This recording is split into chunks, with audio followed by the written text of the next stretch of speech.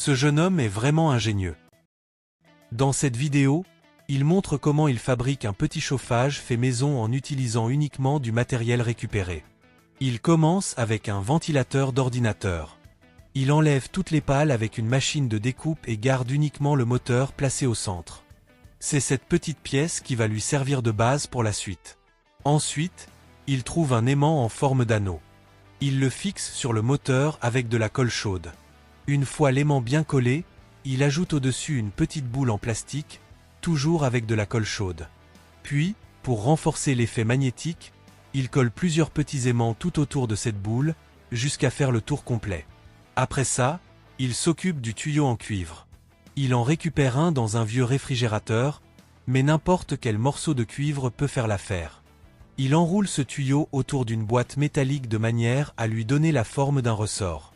Quand la forme est correcte, il coupe les parties trop longues et ajuste les extrémités.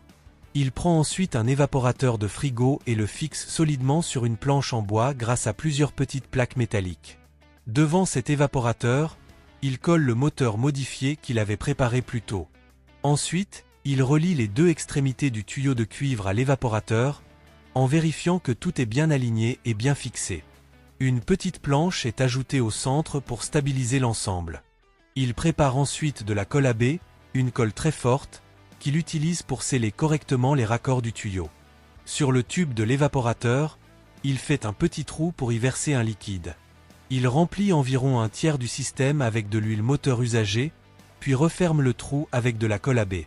Pour terminer l'appareil, il installe un deuxième ventilateur devant l'évaporateur et relie les deux ventilateurs en parallèle.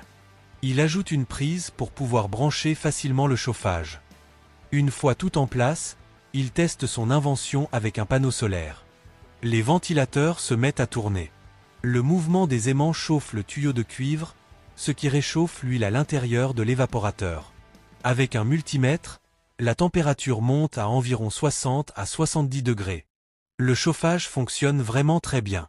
Selon lui, en hiver, cet appareil peut chauffer une petite pièce. À la fin, il demande simplement: vous donneriez combien sur 10 à cette invention ?